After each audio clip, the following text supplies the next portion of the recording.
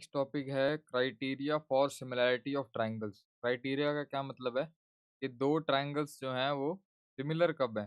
के लिए दो ट्रायंगल्स को सिमिलर होने के लिए क्या क्या कंडीशंस चाहिए। दो ही कंडीशंस होती हैं।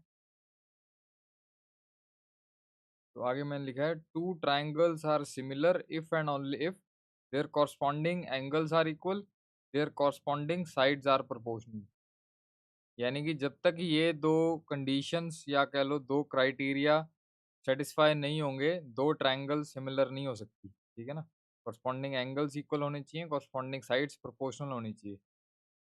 तो इस थ्योरी को हम एग्जांपल से समझते हैं कि अगर इन triangle A B C and triangle D E F if corresponding angles are equal, जो फर्स्ट पॉइंट है, कॉरस्पॉन्डिंग एंगल कौन से लिए हैं, एंगल ए डी के इक्वल लिया है और एंगल बी दो बनाए हैं ना ई के इक्वल, ये तीन बनाए हैं, तो angle C is equal to angle F के इक्वल। अगर कॉरस्पॉन्डिंग एंगल्स इक्वल हैं और साइड्स की रेशियो भी इक्वल है, साइड्स की रेशियो कौन सी ली है मैंने, A B by D E, A B by D E is equal to B C by E F is equal to C A by F D. ठीक है, इनकी रेशियो इक्वल होनी चाहिए, साइड्स की लेंथ इक्वल नहीं करनी हमने, वो तो उसमें कॉन्ग्रुएंसी में होता था। तो अगर मैं ये छोटी वाली ट्रायंगल को उठा के ए बी सी के ऊपर रखूंगा तो ये ऐसे फिट आएगी, ऐसे मतलब ये स्ट्रेट लाइन आएगी और ये ऐसे आएगी डी ई एफ। मतलब अब जो है कॉरस्पॉन्डिंग एंगल इक्वल हो जाएंगे, ए डी के इक्वल और ये जो ई है ये कॉरस्पॉन्डिंग एंगल हो जाएगा ई बी के इक्वल और जो एफ है वो सी के इक्वल। यही बताया ना हमने, एफ जो है वो सी के इक्वल और बी जो है वो ई के इक्वल है ना। तो ये सिमिलैरिटी का मीनिंग हो गया। कॉरस्पॉन्डिंग एंगल्स इक्वल हो गए, कॉरस्पॉन्डिंग साइड्स की रेशियो अगर होती है, ये दो कंडीशन सेटिस्फाई अगर होती हैं, then triangle A B C is similar to triangle D E F. तो ये दोनों ट्रायंगल जो हैं वो सिमिलर हैं, यही क्राइटेरिया है दो ट्रायंगल को सिमिलर होने का। तो यहाँ पे कॉरस्पॉन्डिंग साइड आर प्रोपोर्शनल बोल दो या आर इन सेम रेशियो बोल दो तो भी बात एक। मैंने लिख दिया corresponding side are in same ratio और proportion, are in same proportion बोल लो, आर इन सेम रेशियो बोल लो, या कॉरस्पॉन्डिंग साइड आर प्रोपोर्शनल लिख दो, वो ज़्यादा बेटर है। ये एनसीईआरटी की लैंग्वेज है जो लिखी होती। अब जो मेन चीज़ है सिमिलैरिटी में वो समझ लो कि ऑर्डर का क्या इम्पोर्टेंस होता है।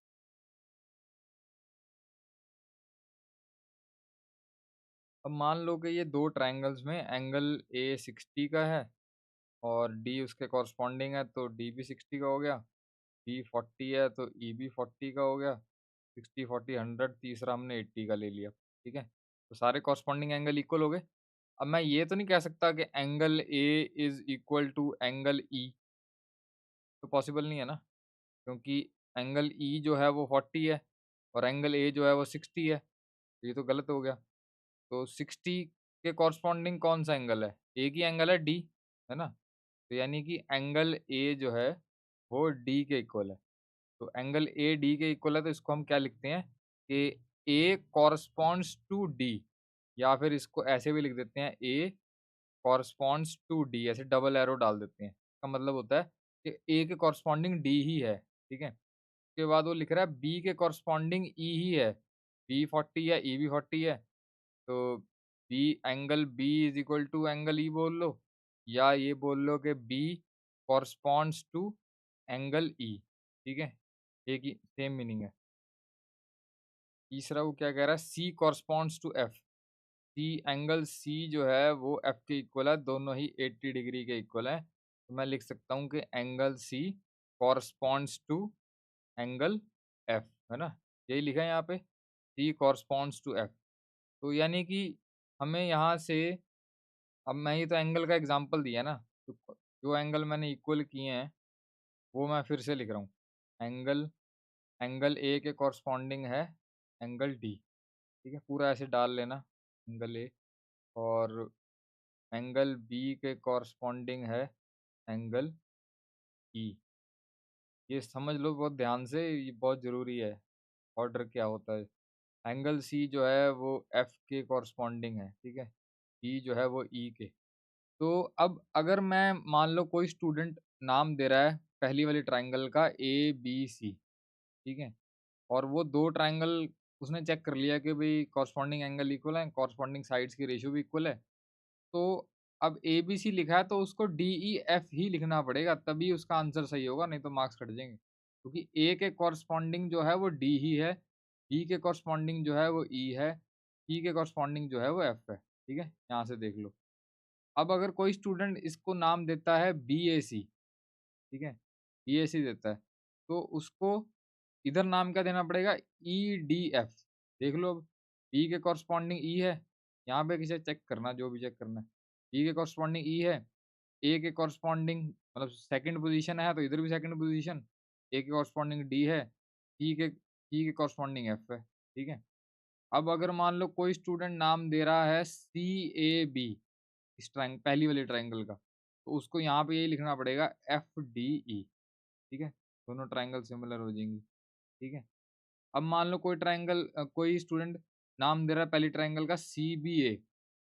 ठीक है, सी बी ए, तो जो दूसरी ट्रायंगल का नाम देना पड़ेगा, तो देना पड़ेगा एफ ई डी। ठीक है ना, तो ये मैंने अलग अलग स्टूडेंट्स की एग्जांपल लेके बताया कि कोई स्टूडेंट नंबर 1 वाली लिखता है, कोई स्टूडेंट नंबर 2 लिखता है, कोई स्टूडेंट नंबर 3 लिखता है, कोई स्टूडेंट नंबर 4 लिखता है। ठीक है, लेकिन अगर फोर्थ नंबर पे जो स्टूडेंट है वो सी बी ए लिख रहा है, तो उसको एफ ई डी ही लिखना पड़ेगा। तो यहाँ पे अगर डी ई एफ लिख दे या कुछ और लिख दे तो गलत हो जाएगा वो, क्योंकि वो कॉरस्पॉन्डिंग एंगल इक्वल ही नहीं होंगे अगर हम ऑर्डर चेंज कर देंगे तो। ठीक है, बस इस चीज़ का ध्यान रखना, सिमिलैरिटी में कॉन्ग्रुएंसी में कोई प्रॉब्लम नहीं होती ऑर्डर की, वो जैसे मर्जी नाम दे दो, इसको ए बी सी दे दो, इसको एफ डी ई दे दो, उसमें ऑर्डर का कोई दिक्कत नहीं होती। लेकिन सिमिलैरिटी में ये चीज़ ध्यान देनी होती है, नहीं तो मार्क्स कट जाते हैं। ठीक है, यहाँ पे लिखा लिखा भी हुआ है, symbolically we write the similarity of these two triangle as triangle A B C and D E F and is read as triangle A B C is similar to triangle D E F. The symbol, ये वाला जो symbol है, stand for is similar to. ये वाला जो symbol है इसका क्या मतलब है, इज सिमिलर टू। और ये वाला जो सिंबल है, मतलब कि इज इक्वल टू डाल के ऊपर ऐसे डाल देते हैं, ये कॉन्ग्रुएंसी का है। कॉन्ग्रुएंसी में ये इक्वल टू का साइन आ जाता है, क्योंकि दोनों ट्रायंगल का एरिया इक्वल होता है ना, तो उसमें कॉन्ग्रुएंसी में बस, सिमिलैरिटी में खाली ये होता है, कॉन्ग्रुएंसी में ये इक्वल टू का साइन उसके नीचे लिख देते हैं। तो ये सब हमने 9th में भी पढ़ा था। तो एनसीईआरटी में ये जो समझाया हुआ है वही समझाया है जो अभी मैंने एग्जांपल 4 एग्जांपल्स देके बताई ना स्टूडेंट्स की, कि we can not write A B C similar to E D F. A B C के सिमिलर डी ई एफ ही होगा, ई डी एफ नहीं होगा, है ना। तो ऐसे ये इन्होंने यहाँ समझाया है। आगे वो कह रहा है कि अगर कोई भी दो ट्राइंगल्स को सिमिलर प्रूव करना है तो क्या हमें हमेशा देखना पड़ेगा कि कॉरस्पॉन्डिंग एंगल इक्वल है, कॉरस्पॉन्डिंग साइड्स की रेशियो इक्वल है। तो आगे उसने दो एक्टिविटी बताई हैं, एक तो एक्टिविटी नंबर 4 है, जिस पे बेस्ड हमारी थ्योरम नंबर 6.3 है, और फिर उसके बाद है एक्टिविटी 5, इसके बेस्ड हमारे पास थ्योरम नंबर है 6.4। तो एक्टिविटी 4 में वो कह रहा है कि अगर तुम जितनी भी ट्रायंगल्स बनाओगे ना, तो उसमें कॉरस्पॉन्डिंग एंगल्स अगर खाली तुम इक्वल कर दोगे, ठीक है, मतलब कि अलग-अलग कॉम्बिनेशन ले लो और कॉरस्पॉन्डिंग एंगल इक्वल कर दो, तो तुम ये चेक करोगे कि हर बार जो है उनकी कॉरस्पॉन्डिंग साइड्स की रेशियो सेम होगी। ठीक है, सिर्फ एंगल चेक करने पर ही कॉरस्पॉन्डिंग एंगल इक्वल कर दो, अलग-अलग ट्रायंगल्स पेयर्स बनाओ। जैसे अभी एक एग्जांपल बताया था मैंने, 60, 40, 80, है ना?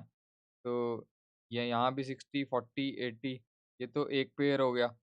ठीक है, फिर उसी के बाद एक और ले लो एंगल का, 50 ले लो, 50 ले लो, 80 ले लो। फिर इसको एंगल डी को 50, 50, 80, तो इसकी ट्रायंगल कंस्ट्रक्ट करो, ठीक है, कंपास से। तो जब तुम चेक करोगे स्केल से, जब दोनों ट्रायंगल कंस्ट्रक्ट हो जाएंगी, तो उसके बाद मेजर करोगे, तो उनकी जो साइड्स की रेशियो है वो सेम ही आएगी। ठीक है, तो यानी वो कह रहा है कि अगर दो ट्रायंगल्स के कॉरस्पॉन्डिंग एंगल इक्वल हैं तो उनकी साइड्स प्रोपोर्शनल होगी। यही थ्योरम 6.4 में प्रूव, 6.3 में सॉरी प्रूव करेंगे, जो कि एक्टिविटी 4 से आगे मैं कराऊंगा, तो उसी में दोनों इकट्ठे समझाऊंगा। और एक एक्टिविटी 5 और थ्योरम 6.4 का अलग लेक्चर उसमें क्लियर करूंगा। ठीक है, तो ये सारी थ्योरी में वही सब लिखा है जो एनसीईआरटी में, तो कुछ खास नहीं है इसमें। ये सारी चीज़ें आगे मैं समझाऊंगा एक्टिविटी 4 और एक्टिविटी 5 में। That's it.